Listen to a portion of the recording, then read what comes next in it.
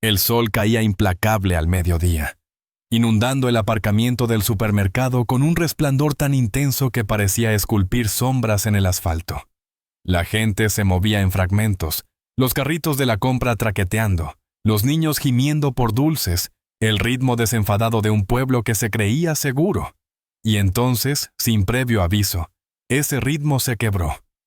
Un coche patrulla entró despacio, con paso decidido, de esa lentitud que promete problemas, no seguridad.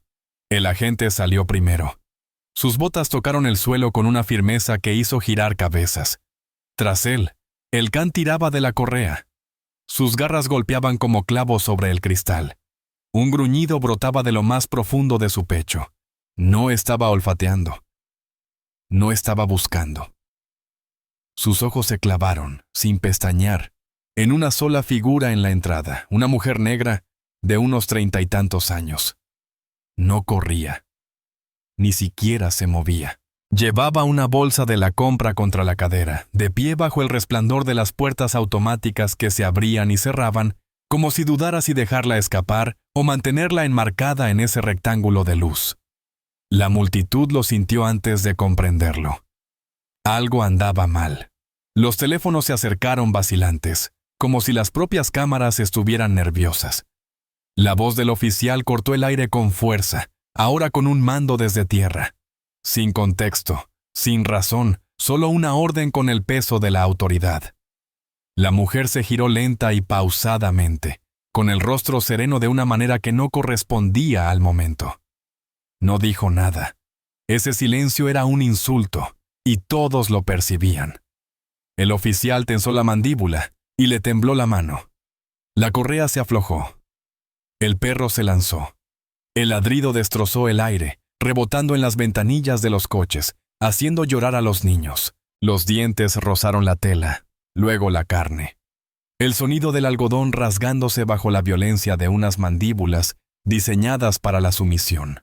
Se tambaleó, con las rodillas dobladas, la comida derramándose, la fruta rodando por el pavimento caliente como testigos fugitivos. La multitud se quedó boquiabierta, pero nadie avanzó. Ni una sola mano se extendió. La sonrisa de la gente se extendió, lenta y cruel, como si esto no fuera un arresto, sino una actuación. Se acercó tanto que solo la primera fila pudo oír: «Nadie va a venir a ayudarte». Y en ese instante, bajo el blanco resplandor de la luz del día, pareció cierto. Estaba sola, inmovilizada, sangrando, humillada ante desconocidos que preferían sus pantallas a su valentía. Pero su mirada, firme e inquebrantable, delataba algo que el oficial no vio. No suplicaba, no rogaba. Memorizaba. Cada ladrido, cada insulto, cada gota de sangre que manchaba el pavimento, quedaba grabada en un lugar más profundo que cualquier cámara. Creía que la estaba destrozando. No sabía que estaba construyendo un caso contra sí mismo. Una trampa tendida en el momento en que la eligió. Aquí, a plena luz del día. Lo que todos creían que era el fin de su libertad fue, en realidad, la primera fractura en la suya. El gruñido del perro aún resonaba en el estacionamiento mucho después de que el adiestrador lo apartara, con las mandíbulas húmedas por el rastro de alguien que ni siquiera le había levantado la mano. La manga de la mujer colgaba hecha jirones, sus compras esparcidas como evidencia de una vida violentamente interrumpida. La multitud susurraba, una marea baja de juicio y miedo, pero nadie se atrevía a romper la línea entre observar y actuar. El oficial se irguió, con el pecho inflado, con la autoridad que se nutre del silencio, preparando ya la historia que luego presentaría en su informe. Resistencia al arresto, comportamiento sospechoso, una amenaza neutralizada. Y, sin embargo, la verdad era más simple. Ella no había hecho nada. Era una ciudadana común y corriente que salía de una tienda común y corriente en un día común y corriente. Pero para él, eso nunca era suficiente. En lugares como este, la reputación dependía menos de los hechos y más del control. El pueblo era pequeño, la policía era poderosa y la historia arrastraba una larga sombra de discriminación racial que todos sabían que existía. pero pocos admitían que se permitía. Lo que acababa de ocurrir no era un error repentino, sino un síntoma de algo más antiguo, arraigado en un sistema que había permitido que demasiados oficiales cruzaran demasiadas líneas sin consecuencias. La mujer permaneció en silencio incluso mientras el dolor le latía en el brazo. Su calma no era obediencia, era una estrategia. Había aprendido hacía mucho tiempo que las palabras dichas en el momento equivocado podían tergiversarse, reformularse y plasmarse en informes imposibles de borrar. Cada segundo que permanecía en silencio era una negativa a darle más munición. A su alrededor, la multitud se convertía en parte de la escena sin darse cuenta. Un adolescente mantenía su teléfono apuntando con firmeza, transmitiendo en vivo a sus seguidores, quienes habían sintonizado esperando entretenimiento, pero ahora vislumbraban algo crudo, algo que resumaba injusticia. Una madre aferró la mano de su hijo y susurró que debían irse, pero la culpa persistía en sus ojos, al saber que no intervendría.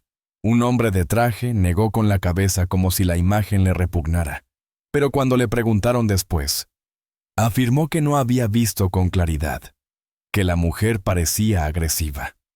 Así es como sobrevive la mala conducta policial, no solo por las acciones de los uniformados, sino por la indiferencia del público. El compañero del agente llegó minutos después. Su patrulla se detuvo con un chirrido. No cuestionó la escena, la reforzó. Sus primeras palabras no se dirigieron a la mujer que sangraba, sino a la gente. Buena decisión. Su unidad era tácita, practicada, una actuación ensayada demasiadas veces. Juntos, cerraron el círculo, empujándola contra el capó del coche, exigiéndole su identificación, ladrando acusaciones que ella nunca tuvo oportunidad de responder. Las grabaciones de la cámara corporal, al revisarlas posteriormente, contarían una historia, editadas por Angle and Perspective. Pero las grabaciones sin editar grabadas por los transeúntes contarían otra. Una mujer negra inmóvil, luego maltratada, luego sujetada sin ofrecer resistencia. Ese conflicto entre la narrativa oficial y la realidad vivida era el truco más antiguo del libro, uno que los tribunales ya habían visto, uno que los abogados de derechos civiles habían luchado durante décadas por desenmascarar. Ella lo sabía y por eso su silencio importaba. No solo sobrevivía, calculaba. Cada detalle, cada insulto, cada orden que le gritaban a plena luz del día era combustible, evidencia, munición para algo más grande que este estacionamiento. El oficial creía estar eliminando una amenaza. Lo que no sabía era que estaba ayudando a construir un caso que iría mucho más allá de su placa. El pueblo creyó presenciar un arresto rutinario. En realidad, presenciaba el comienzo de una historia que pronto acapararía la atención nacional. Las esposas se cerraron alrededor de sus muñecas con un chasquido que resonó más fuerte que el ladrido del perro. Metal contra hueso, un sonido que siempre cargaba con el peso de la culpa, incluso cuando no la había. El agente la empujó hacia adelante, presionándola contra el capó de la patrulla, y en ese instante, el reflejo en el parabrisas reveló más que la escena misma. Su rostro tranquilo, sangrando, pero intacto. Él creyó que estaba acorralando a un criminal. Ella sabía que estaba acorralando su carrera. La gente murmuraba desde la banda, pero sus voces carecían de convicción. Una mujer susurró. Debió haber hecho algo, como si necesitara una excusa para justificar su silencio. Un hombre con gorra de béisbol apartó a su hijo, negando con la cabeza no por la injusticia, sino por la incomodidad. Esta era la maquinaria de la discriminación racial en acción, invisible hasta que dejó de serlo, y ahora expuesta a la vista de todos. El compañero rebuscó en su bolso. La compra se desparramó por la acera. Una manzana rodó bajo un coche. Un recibo ondeó al viento. Nada ilegal, nada sospechoso. Aún así, negó con la cabeza con teatral consternación y murmuró, resistiéndose al arresto, lo suficientemente alto para que la multitud lo oyera. Esa frase, una vez escrita en un informe, podía convertirse en un hecho, y a menudo un hecho era todo lo que necesitaba un jurado. No habló, ni cuando la registraron, ni cuando la acusaron, ni cuando el perro volvió a arremeter. como ansioso por probar otra vez. Su silencio no era debilidad, era recopilación de pruebas. De fondo, la transmisión en vivo de una adolescente cobraba impulso.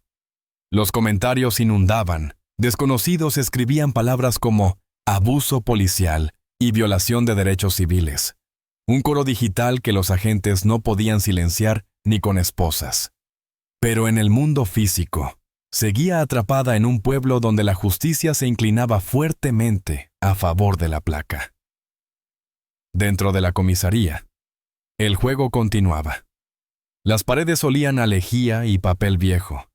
El tipo de lugar diseñado para desgastar a la gente.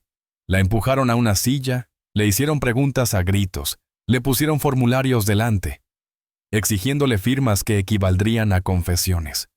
Un fiscal local intervino, con la camisa arremangada y la voz llena de confianza.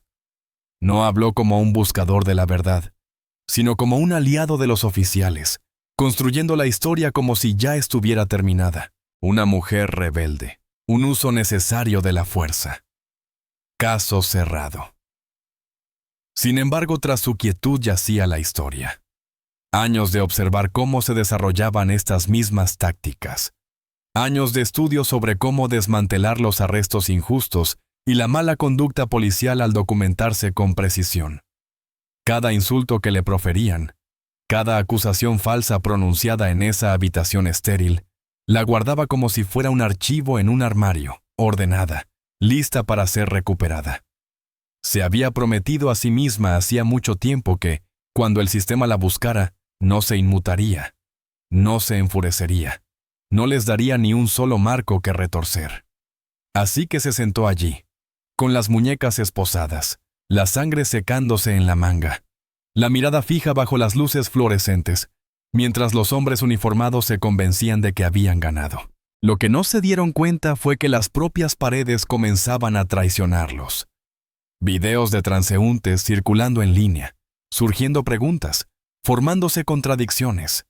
La trampa que creían haber tendido a su alrededor se estaba cerrando en su contra, vínculo a vínculo, mentira a mentira, bajo la misma luz que había expuesto por primera vez su arrogancia. La celda olía a óxido y sudor. El tipo de lugar destinado a convencer a la gente de que el tiempo se había detenido. Estaba sentada en el banco de metal, con las muñecas marcadas por las esposas y la espalda recta, como si esperara una reunión en lugar de ser el centro de atención de un informe policial. Los agentes, fuera de los barrotes, susurraban, riendo a carcajadas, con una confianza desbordante, palabras destiladas de certeza. Ya lo habían hecho antes. Habían escrito historias que borraban la verdad antes de que saliera a la luz. Se creían intocables.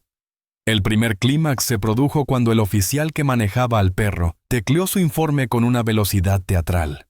Palabras como resistencia al arresto, comportamiento agresivo, alteración del orden público, se deslizaban por la página como si fueran hechos en lugar de inventos. Sabía que esas palabras podrían perdurar para siempre en la base de datos, moldeando la percepción mucho después de que las heridas sanaran. Para él, el papeleo era más poderoso que la mordedura de su perro. Pero no se dio cuenta de que la transmisión en vivo del adolescente estaba acumulando miles de visualizaciones. El clip era reproducido fotograma a fotograma por desconocidos que sabían detectar mentiras. Esa fue la primera fractura. La realidad se dividió entre el registro oficial y las imágenes irrefutables. El segundo clímax llegó cuando el fiscal se inclinó, presionándola para que confesara. Pintó imágenes de largos juicios, multas cuantiosas y penas de cárcel.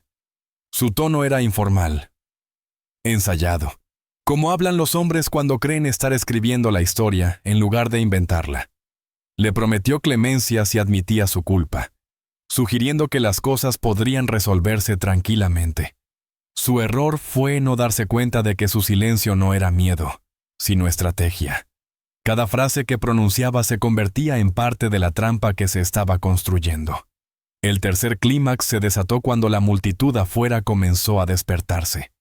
Reporteros locales, alertados por los videos virales, llegaron a la comisaría. Sus cámaras captaron a la cuidadora de perros sonriendo a sus colegas y a los oficiales bromeando cerca de la celda. Esto ya no era solo un caso. Era un teatro que se desarrollaba bajo la crítica más dura, la opinión pública. Dentro, los oficiales redoblaron sus esfuerzos, insistiendo en que ella era violenta y peligrosa. Afuera, las imágenes contaban la historia de una mujer inmóvil, atacada sin motivo. La brecha se amplió. El cuarto clímax estalló cuando un oficial mayor, veterano del departamento, apartó al encargado y le susurró sobre la tensión que este caso podría traer. Su voz se quebró de inquietud. Pero la arrogancia es contagiosa. El supervisor se burló, insistiendo en que el departamento había protegido a gente peor. No vio a los reclutas más jóvenes, revolviéndose incómodos, mirando sus cámaras corporales, sabiendo que las imágenes eran menos indulgentes que su memoria. El sistema que los había protegido ya no era hermético. El quinto clímax llegó cuando la mujer fue arrastrada al interrogatorio bajo luces brillantes. La acusaron de robo, de agresión, de todo menos de respirar mal. Respondió solo con silencio, dejando que llenaran el aire de contradicciones. Un agente afirmó que ella había golpeado primero. Otro dijo que había gritado amenazas. Sus mentiras se enredaron. Los hilos se cruzaron hasta que el patrón se desmoronó. Incluso el fiscal frunció el ceño ante las inconsistencias. La verdad se les escapaba de las manos. El sexto clímax vibraba en línea. Abogados de derechos civiles comenzaron a comentar las transmisiones en vivo, calificándolas de discriminación racial clásica. Mala conducta policial capturada en tiempo real. Los hashtags se dispararon. Las líneas telefónicas del departamento colapsaron. Las llamadas desde Washington vibraban sin respuesta. Los oficiales dentro fingieron que no pasaba nada, pero sus miradas a los teléfonos vibrantes delataban nerviosismo. Por primera vez, la fortaleza se sintió frágil. El séptimo clímax se rompió cuando el sheriff local irrumpió. Con el rostro rojo, ladrando órdenes. Exigió silencio. Exigió lealtad. Exigió que cada oficial escribiera informes idénticos a los de los controladores. Fue un intento desesperado de control. Pero la unidad forjada en el miedo se quiebra fácilmente. Algunos oficiales dudaron, con la pluma suspendida sobre el papel, reacios a cometer perjurio que pudiera arruinar sus carreras.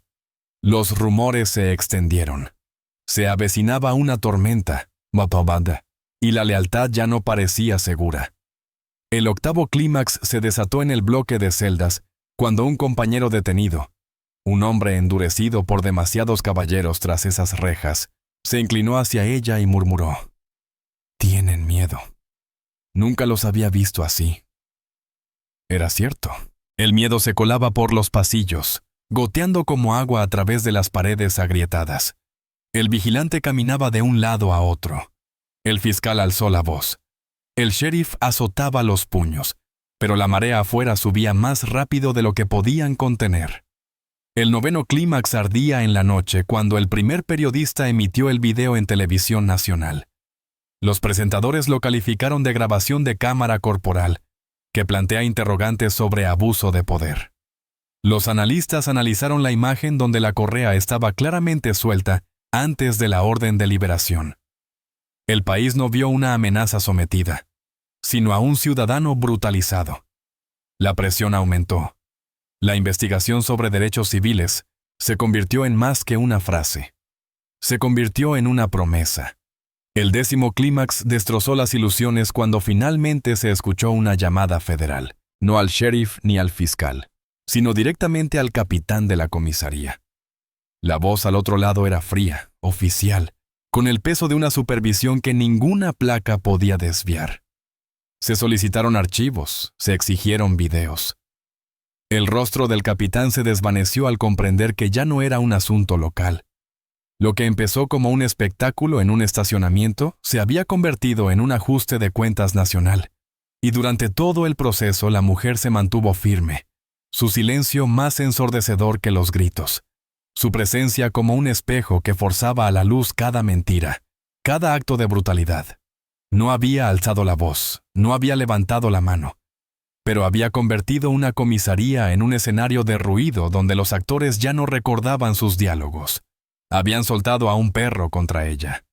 Pero en realidad, habían desatado algo mucho más peligroso. Una responsabilidad que se extendió como un reguero de pólvora, imparable bajo el sol del mediodía. La comisaría que antes resonaba con risas ahora permanecía sumida en un silencio quebradizo, de esos que hacen que cada tos, cada arrastrar de botas, suene como una alarma. Los oficiales ya no sonreían con sorna. Sus bromas se habían secado tan rápido como la tinta del informe falso apilado sobre el escritorio. El sheriff ladraba órdenes más fuerte, pero el volumen no podía tapar las grietas de un muro que se derrumbaba. Se habían metido en un callejón sin salida, y el callejón se cerraba rápidamente. El giro no llegó con un grito, sino con el suave clic de una puerta al abrirse. Una mujer con traje oscuro entró sin arma alguna, pero con el peso de la autoridad federal. No estaba allí para visitar a un detenido, estaba allí para cobrar. Su placa brillaba con 3 letras que disolvían la arrogancia más rápido que cualquier mordida canina. La supervisión federal del Departamento de Justicia había llegado. Y había llegado gracias a la mujer que creían sin voz. Los teléfonos vibraban en todas las oficinas del Estado. Abogados afilando su lenguaje. Defensores de los derechos civiles exigiendo responsabilidades. Periodistas reproduciendo las imágenes a cámara lenta. Los agentes dentro aún se aferraban a una narrativa construida sobre arenas movedizas.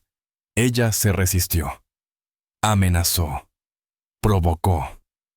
Pero las imágenes, su silencio y sus contradicciones contaban otra historia. No había necesitado luchar.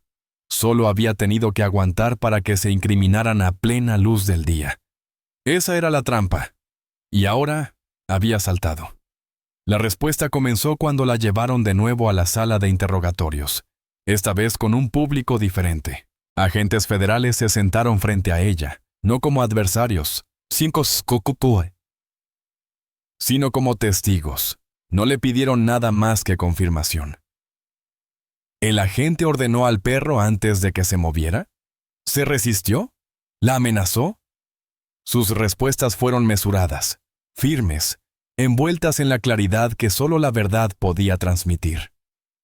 Cada respuesta era un clavo en el ataúd de sus falsos informes. Los agentes que se habían burlado de ella ahora evitaban su mirada, conscientes de que la mujer a la que habían intentado enterrar bajo el papeleo se había convertido en la testigo que podría desmantelar sus carreras. El fiscal que había prometido una resolución discreta se vio acorralado, pues su nombre ya circulaba en la prensa como cómplice de encubrir la mala conducta policial. Intentó protestar, presentarse como engañado, pero los investigadores federales le recordaron su deber de hacer cumplir la ley, no de proteger a quienes la infringían. Se le secó la voz en la garganta. El sheriff, con la cara roja y tembloroso, intentó retomar el control, pero las cámaras de los pasillos lo habían captado, ordenando a sus oficiales falsificar informes. La lealtad ya no era protección, era evidencia. Uno a uno, sus hombres se dieron cuenta de que el silencio no los salvaría. Algunos comenzaron a hablar, desesperados por llegar a acuerdos, ansiosos por alejarse de un barco que se hundía. El adiestrador que soltó al K-9 aún mostraba desafío en su rostro, pero incluso él sabía que el suelo bajo sus pies se desvanecía. Las imágenes de la cámara corporal eran irrefutables. La transmisión en vivo, innegable. Le habían quitado la autoridad, con placa o sin ella, y durante todo ese tiempo, ella nunca alzó la voz. Su sola presencia era suficiente. La personificación de la defensa de los derechos civiles, la prueba de que la resiliencia puede ser más aguda que la represalia. El giro nunca se trató de revelar un arma oculta, ni un repentino estallido de violencia. Se trataba de demostrar que la justicia, cuando se documenta y se ejerce con paciencia, se convierte en una fuerza imposible de silenciar. La respuesta se desarrolló en oleadas. Primero llegaron las notificaciones de suspensión, entregadas con manos temblorosas. Luego los arrestos, no de ella, sino de quienes la habían encadenado. Los titulares pasaron de una mujer local detenida a una violación de derechos civiles bajo investigación federal. La nación que observaba encontró en ella un símbolo. No lo había buscado, no lo había pedido, pero se había convertido en ello. Un recordatorio de que el abuso de poder solo prospera en silencio. Y el silencio, cuando se elige como estrategia, puede derrocar incluso a los opresores más ruidosos. Salió libre esa noche, no escoltada por la parte trasera como si fuera una sospechosa, sino por la puerta principal, pasando las cámaras, los micrófonos. Los reporteros le gritaron preguntas, pero ella solo respondió una. La justicia no se da, se exige. Y hoy la exigencia fue escuchada.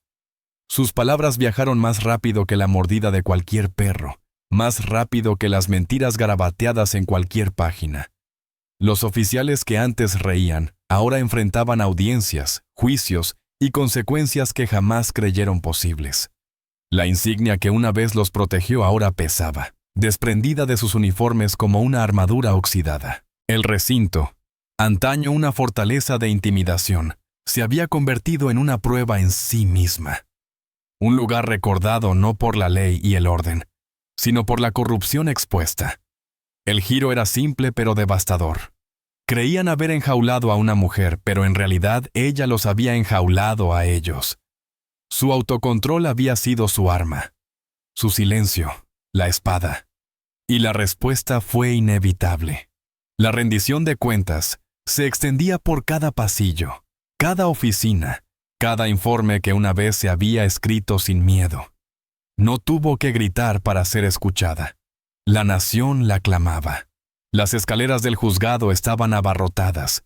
El sol del atardecer proyectaba largas sombras sobre los micrófonos y las cámaras enfocadas hacia ella. Los periodistas se abalanzaron sobre ella, con preguntas agudas y voces hambrientas. Pero ella permaneció inmóvil, imperturbable, como si el caos no la dominara. Los moretones en su muñeca, la manga rota, la marca borrosa de los colmillos, eran recordatorios visibles de lo que había soportado. Sin embargo, nada de eso la definía ahora. Lo que la definió fue la verdad que finalmente había atravesado el muro de mentiras. El emotivo final no residió solo en los arrestos, ni en los titulares que denunciaban la mala conducta policial y las violaciones de los derechos civiles. Fue el cambio de percepción.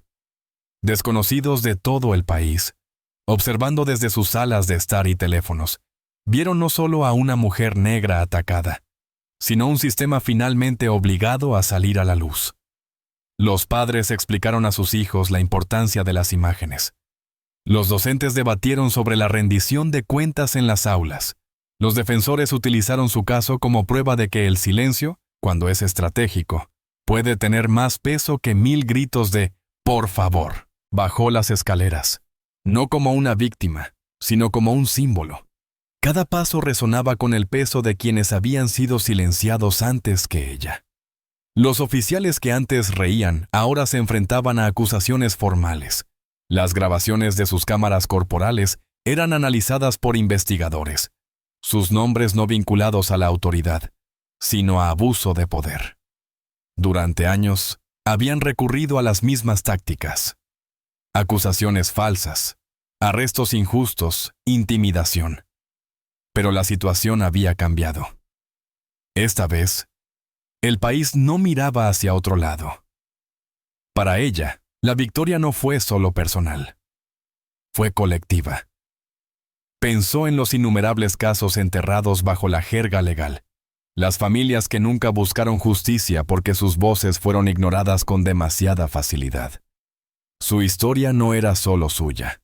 Fue un recordatorio de que la rendición de cuentas, aunque lenta, puede abrirse paso. La moraleja era clara, grabada no solo en palabras, sino en hechos. El poder sin supervisión corroe. Y el silencio ante la injusticia se convierte en complicidad. Sin embargo, el silencio elegido como arma puede desmantelar incluso la fachada más sólida. Levantó la cabeza y se dirigió a la multitud. Su voz serena pero resonante resonó mucho más allá de las escaleras del tribunal. No se trata de una mujer en un pueblo. Se trata de todos los ciudadanos a los que alguna vez Se les dijo que no importaban. La justicia no es un privilegio, es un derecho.